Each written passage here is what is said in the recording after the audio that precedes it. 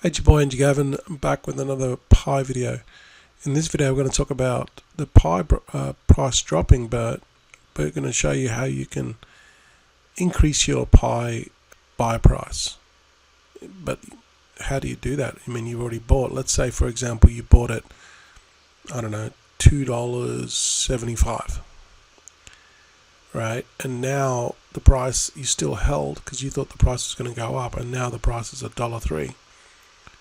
Like you're basically, if you sell, you're going to be at a loss, at a huge loss. So you don't want to do that. So I'm going to talk about how to increase this price. So let's roll that intro and let's get into the video.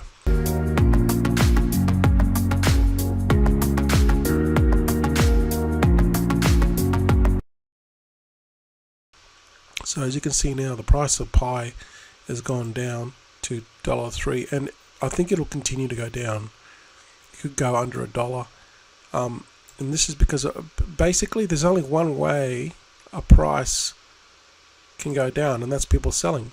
It's the only way that it can go down. All right, people sell, and this is what's happening. So why is this so? Well, it's because of the people that are getting their tokens through the migration. Their migration is completed.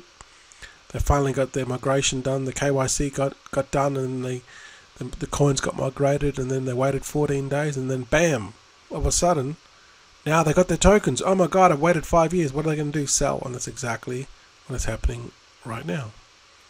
They're selling their coins. They're seeing the price go down. They're panicking, and then they're selling their coins at $1. So this is just human nature. It's just normal because, you waited 5 years. Now you've got like a couple hundred coins or a couple thousand coins. It's time to cash out. You waited long enough. So what does that mean for the person that bought in at $2.60, $3 or $2.75 or $2.50? How do you lower your losses? Well, first of all, you got to look at this as a long-term strategy, because you're looking at this at a daily basis, and you're making decisions based off what is happening now instead of what is happening in the future. All right, and this is the worst thing to do because you haven't done your research. You're not committed to the project. You're just there to make a buck. And if that's the case, you're better off just selling and getting out because you're not looking at this long term, right? So investors that get into projects, they look at things decades away, 5-10 years. Even the billionaires, they look at things. They don't look at things today. They don't look at things 5 years from now or 10 years from now. They look at things 20-30 years from now. How can I buy a company, or how can I buy a stock or whatever? And what's it going to be worth in a decade? What's going to be worth in 2 decades? This is the Warren Buffett strategy. All right. He looks at things decades out. Now, obviously, he can't do that now because he's too old. But this is what he did when he first started investing, and he made his first $1 billion at 33 years old. Because he saw things way out. Buying Amazon, way out, early on, and then way out. Buying Bitcoin, when it was $1, $2, $10, $100, and then holding it for years. Buying Microsoft, buying Dell. This is how all the big investors and the billionaires make their big money. Now, I'm not saying that you're going to make billions and millions of this, but you've got to adopt the same strategy with pie. You're just not thinking at that level, all right? And by thinking small, guess what? You're going to get small. So reevaluate what your cause is, what you want to achieve with pie. Because if you're selling at $1.03, that tells me that you haven't done your research on the project, or you just want quick money, and that's fine. But you're not going to make the big money, right? By selling here at chicken feed at $1, you're cutting your own throat. You're slitting your own throat. Literally, why would you sell it at $1? So the way that you can increase your price that you bought at, like increase it, even though you bought it, say $2.50 or whatever, you adopt a dollar cost averaging strategy. I've been doing this for years, and this is basically what you do. You can increase your dollar average price. So what I mean by that, so let's just say, for example, you bought at $200 at, this is just purely hypothetical to give you an idea of what I'm talking about, and then how you can actually go and buy a bunch now, and it actually increase your average cost that you bought it at. So say you bought 100 at $2.50, then you went and bought another 100 at $2, then you bought another 100 at $1.50. The price is going down, but you're still buying, and now you bought 100 at $1. This is just an example. Keep it at 100 just to keep it simple. So this is how you're going to lower your increase the average price. So you're not going to lose as much, right? If you sell now, if the minute that you sell, like you haven't lost any money yet. Okay, this is the thing that people think. They think, oh my God, I'm losing money. Yeah, you're losing money if you sell. You haven't lost anything. You still got the 100 tokens that you bought, or 200 tokens that you bought, or whatever, right? You haven't lost anything. When you sell, that's the second that you lose it, right? So this is you got to understand this. Most people don't. And then going back to the actual example here, you can see the blue example. 100 at $2.50 cost you $250. Your average cost was $250. But remember when we went and then we bought another 100 at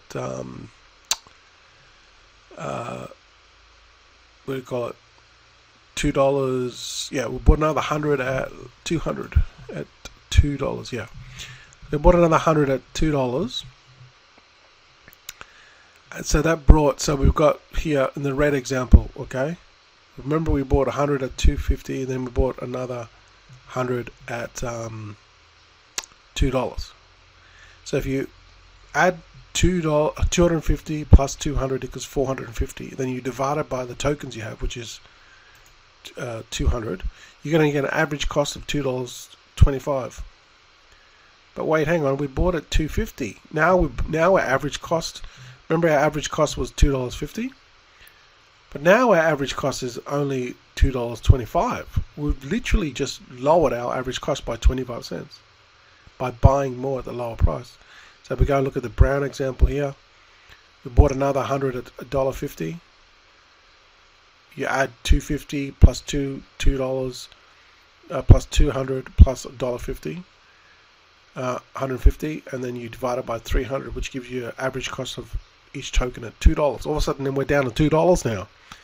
Hey, wait, remember we were at $2.50. Well, now our average cost is only $2. Or this fourth scenario, we've got 100 tokens at $2.50, which is 250. 100 tokens at $2, which is 200. 100 tokens at $1.50, which is 150, and now we just bought another 100 tokens at $1, which is 100. So you multiply, you add up all these, and then you divide it by, you got 400 tokens, which is now our average cost is $1.75. Wait, we've gone from $2.50 to now $1.75 a token. See, so this is what you call, this is a dollar cost averaging down strategy. Okay, so this is how you can increase your average cost. So why would you do this? So if the price goes back up, say the price goes back up to $2, your actual average cost will be $1.75. You're going to be in profit. So it doesn't need to go up as much if you want to sell. You can get out and still make a profit because you bought on these on the way down. Okay, by looking at your average cost per token. So this doesn't actually have to move much, and then you can sell if you want to get out and still make a profit, right? So this is how you can use this dollar cost averaging strategy. But I would highly recommend that you look at this project long term, because today it's $1 and $1.03, and it's really like it's just consolidating. A lot of people are just cashing out, panicking. There's no news with Binance, which I, and we're still waiting for. And Bybit's not going to list it, so they're major exchanges. Coinbase has not said anything. They've just, hinted some things, but nothing solid. And we just got the current markets, which are this, the smaller exchanges, which is still helping.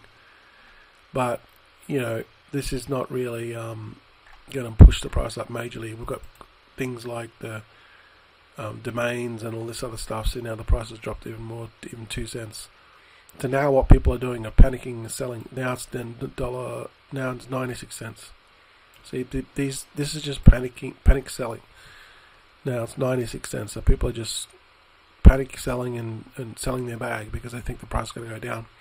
So this is actually a really good time to be buying, because this price is not going to go down forever. It's going to go back up once all the panic selling is done, once all the migrated tokens are out and people have got their unlocks and they've sold and they're happy, and then they're going to really kick themselves in the foot, because once this price goes back up, they're going to go, oh, I shouldn't have sold, right?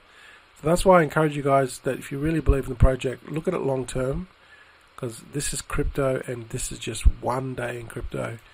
And you buy these dips. If you believe in these projects, you buy the dips, because that's where you make your real money. When you buy, when it goes back up, you're gonna kill it. So this continues to go down.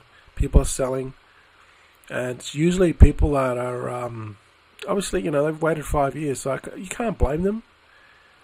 They start to panic. They've waited 5 years. Now the price is going down. They want to cash in as much as they can, and it's totally understandable.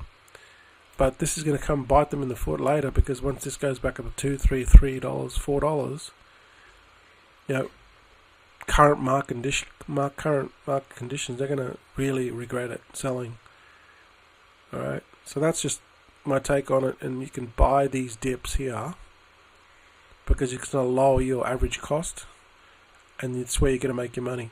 Alright guys, thanks for watching. Don't forget to subscribe. I'll see you guys in the next video.